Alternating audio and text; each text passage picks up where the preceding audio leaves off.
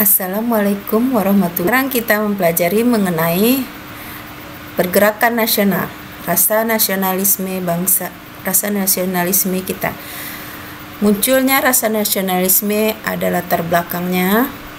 Kita lihat latar belakangnya.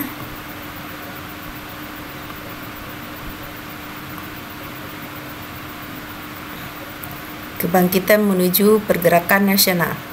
Perbedaan perjuangan rakyat melawan kolonial. Sebelumnya kita sudah mempelajari mengenai kondisi masyarakat Indonesia pada masa penjajahan. Sebelum abad ke-20, perjuangan bersifat kedaerahan. Tokoh atau pemimpin perjuangan mayoritas kalangan bangsawan atau ulama.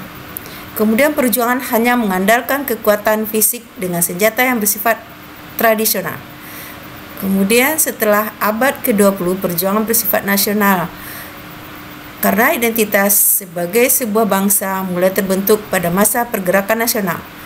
Tokoh dan pemimpin perjuangan dari beragam kalangan, nasionalisme, ulama, sosialisme, jurnalis, dan pedagang. Kemudian Ananda semuanya kita lihat ini perjuangan, ini tokoh-tokoh pergerakan nasional. Tokoh pergerakan nasional.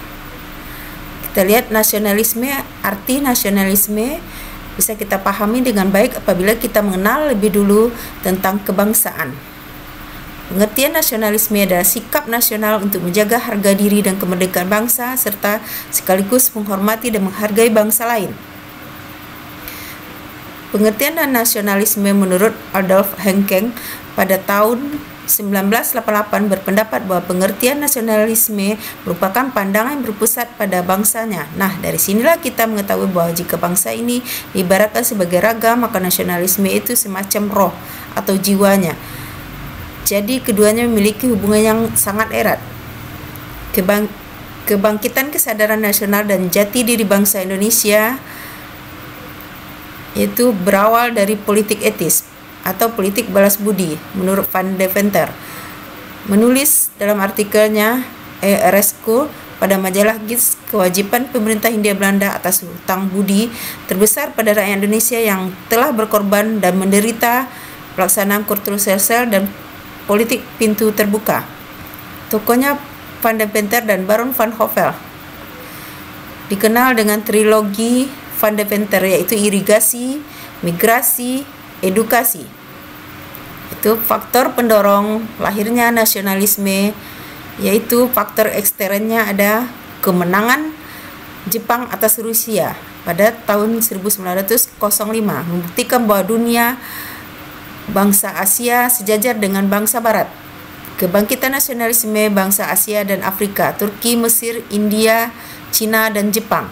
Maksudnya paham-paham baru, paham nasionalisme, liberalisme, demokrasi, sosialisme, pan-islamisme. Kemudian faktor ekstern. Munculnya faktor ekstern dari nasionalisme. Faktor ekstern yaitu kejayaan pada masa lalu, pada masa kerajaan Sriwijaya dan Majapahit. Kemudian persamaan nasib dan penderitaan rakyat akibat penjajahan bangsa Barat. Kemudian munculnya golongan terpelajar atau cendekia sebagai dampak dari politik etis. Coba kita lihat politik etis. Halo, hai, selamat datang di channel YouTube Sejarah 1708. Seperti biasa, Ibu akan membahas mengenai materi-materi sejarah. Kali ini Ibu akan menjelaskan mengenai politik etis. Wah, ada apa ya dengan politik etis ini?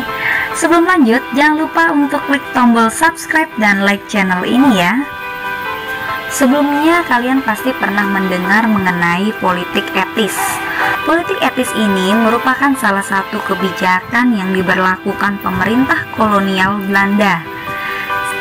Salah satu latar belakang munculnya politik etis ini karena adanya kritik dari kaum humanis, terutama dari Kongres Theodor van Deventer. Jadi nih, si Van Deventer ini menuliskan artikel yang berjudul Utang Kehormatan.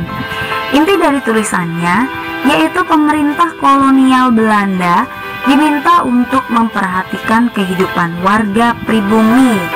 Segala hal yang diperoleh oleh pemerintah Belanda merupakan utang kehormatan.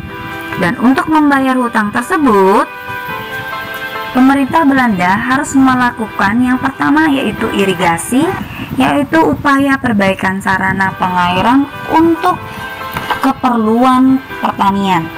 Yang kedua ada emigrasi, yaitu pemindahan penduduk ke daerah-daerah yang jarang penduduknya. Yang ketiga yaitu edukasi, yaitu memberikan pendidikan untuk penduduk pribumi.